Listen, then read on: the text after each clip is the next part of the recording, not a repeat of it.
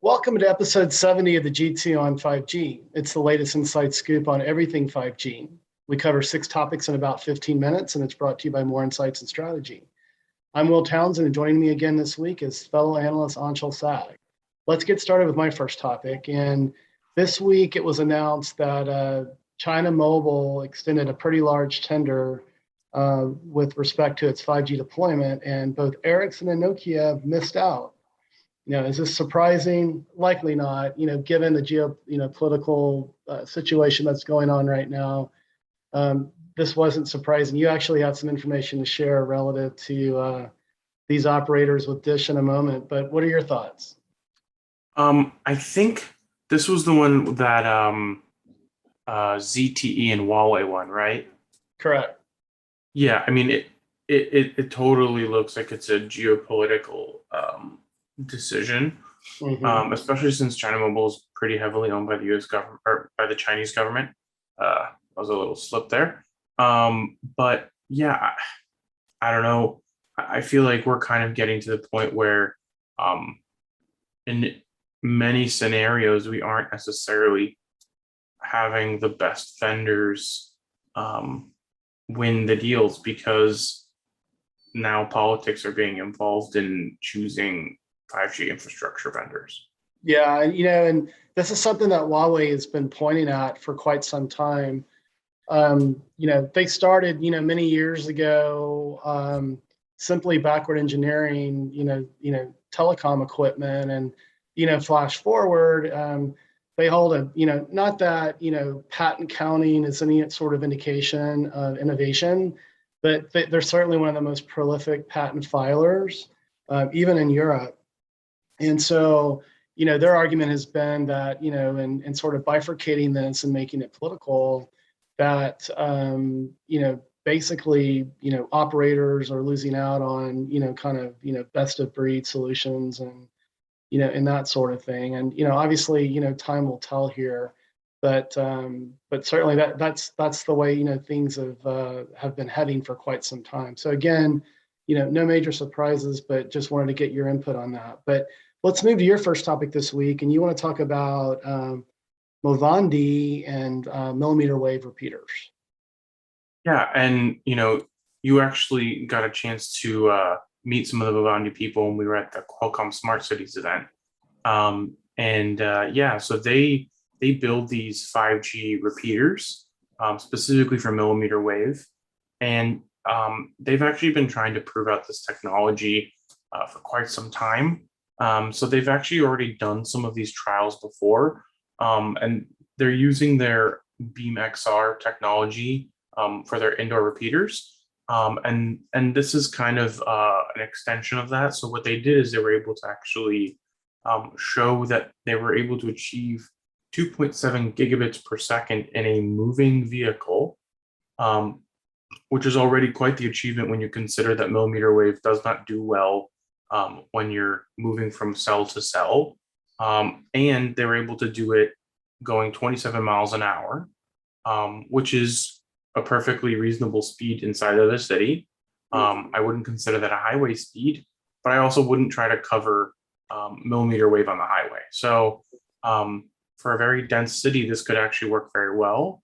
And they were able to do this over a 3-mile route along De Anza Boulevard in Cupertino, which is a different trial than the one they did in San Jose.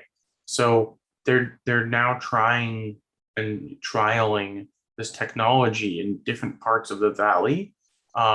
They are based out of Irvine, but they're doing a lot of their testing in Silicon Valley.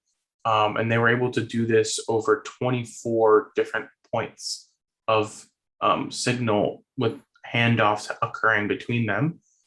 They said that they were able to also stream video live using this demo, and they were able to do it over multiple video streaming services, including Verizon's BlueJeans, Zoom, and Webex, and that they were able to maintain speeds of about 86 to 177 megabits without the repeaters. And those speeds are very inconsistent. So increasing those speeds to 1.0 1.6 gigabits per second is much better. And they were saying that on the low end, the repeater was getting 300 megabits per second, which is really impressive. So the real deal here is this is not only a technology that gets good speeds, but actually its primary purpose is to get good coverage and to do so in a way that allows for a video service not to drop off, which, video is probably one of the most latency intensive applications. So you'll be able to notice if there's any inconsistency with the signal. So yeah, it's going to be very interesting to see how this gets deployed, and they are a big partner with Verizon. So we could actually see Verizon deploying Movandi's technology in its 5G millimeter wave network to improve coverage relatively soon. Yeah, I think about the applications for transportation and logistics, and like you mentioned, at that speed, those aren't highway speeds. But if you start thinking about trains, public buses, that sort of thing, the application could be quite compelling. So, and actually, I want to talk about millimeter wave in my second topic. I will apologize to our listeners and viewers. I'm in Key West, Florida, and just had a series of, I think, fighter jets fly over my home here. So if you heard that on the audio, that's what's going on.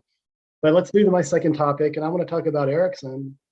And they recently conducted a proof of concept in Seattle with a company called PowerLight. And what PowerLight does is they use laser technology to power things wirelessly.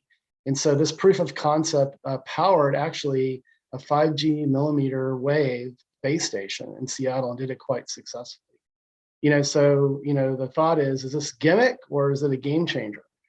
And from my perspective, it's one thing, connecting base stations wirelessly. But if you think about millimeter wave, and we've talked about this before in prior podcasts, you do need densification given the propagation of that signal.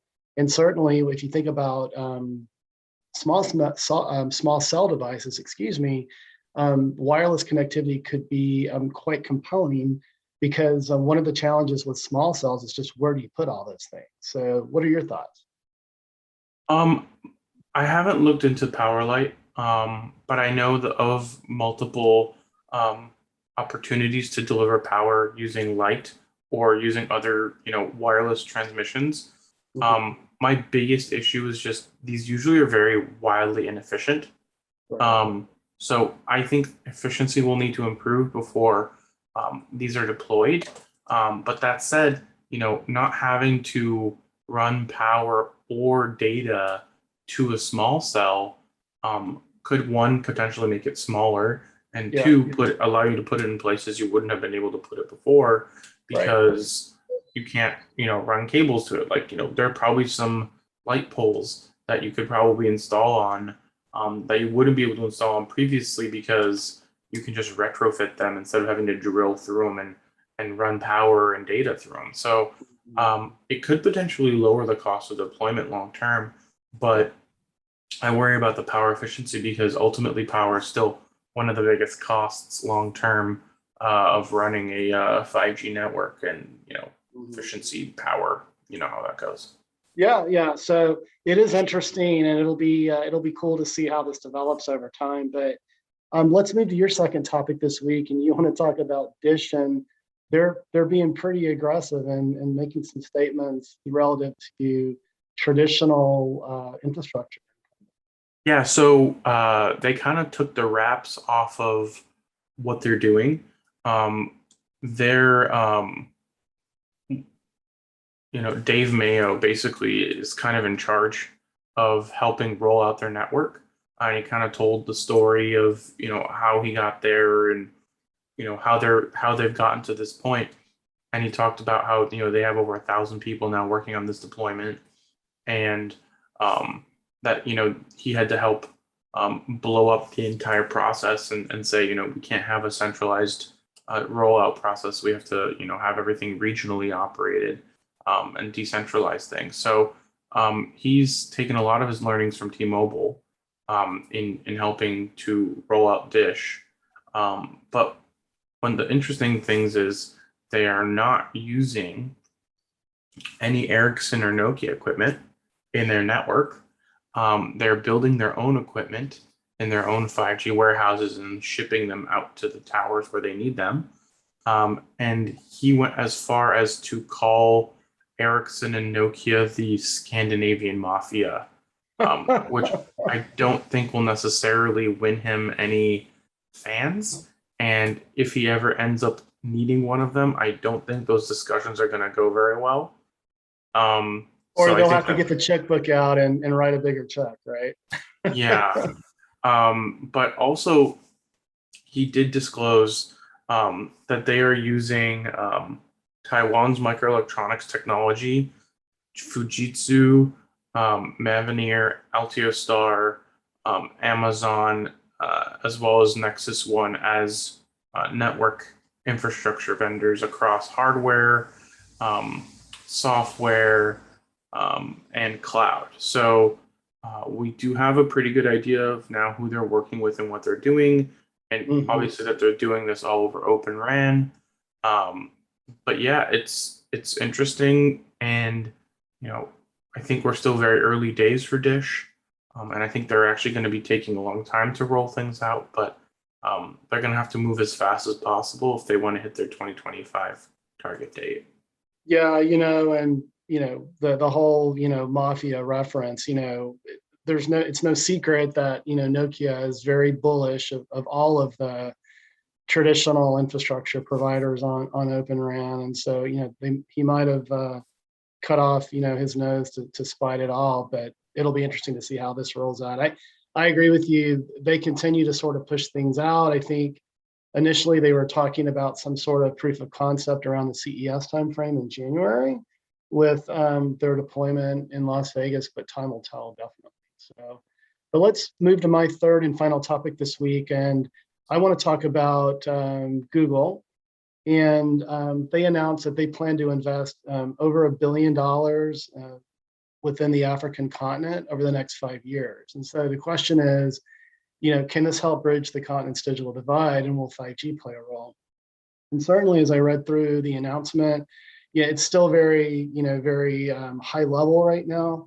But there were some references to specifically investment in an undersea cable, which obviously that's going to be critical, from a back channel connectivity perspective. But Africa is also the continent of Africa is also a place where you still have 2 and 3G deployments, and just now some of the larger nations are coming into the LTE world. So, but with what's going on with the disaggregation, with 5G and Open RAN and all of that, I'm wondering if Google can't help sort of maybe accelerate that deployment timeline, and maybe for some of these African nations, if they're just getting LTE out the door, I mean, maybe that can help, rapidly accelerate them into a 5G world. So wondering what your thoughts are on this one.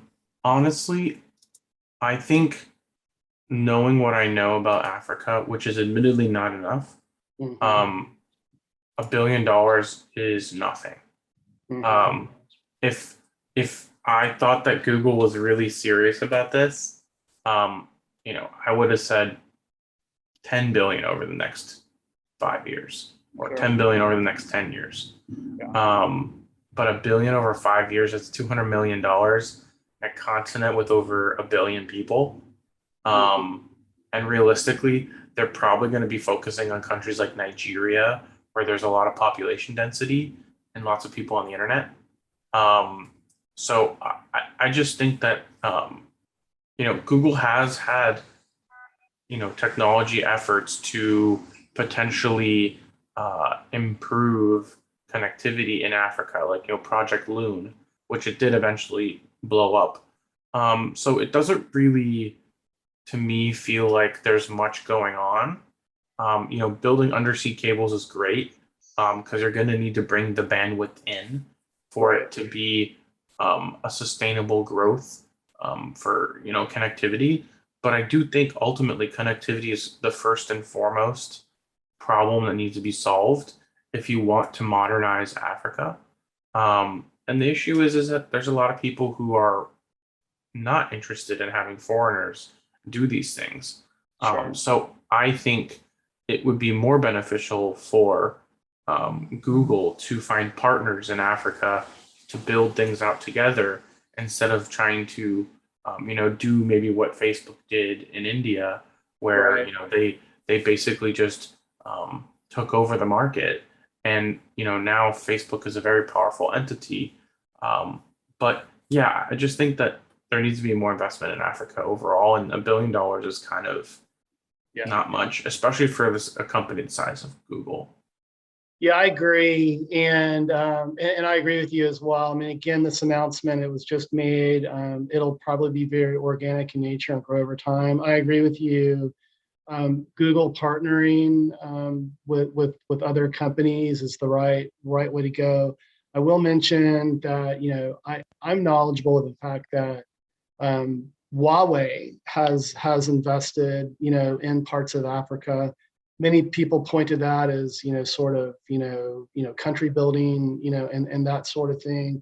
But they've historically Huawei's had a footprint there just because they've and in fact in rural America as well have offered infrastructure that's very aggressively priced. And speaking to some of their competitors like an Ericsson and Nokia, some of the pricing is just in the past was pretty wacky and not profitable. So, but I agree with you. It's a good start, but more will have to be done to really bring the African continent into kind of modern connectivity. So, but let's move to your third and final topic this week, and you want to talk about the 3.45 gigahertz auctions that are kicking off.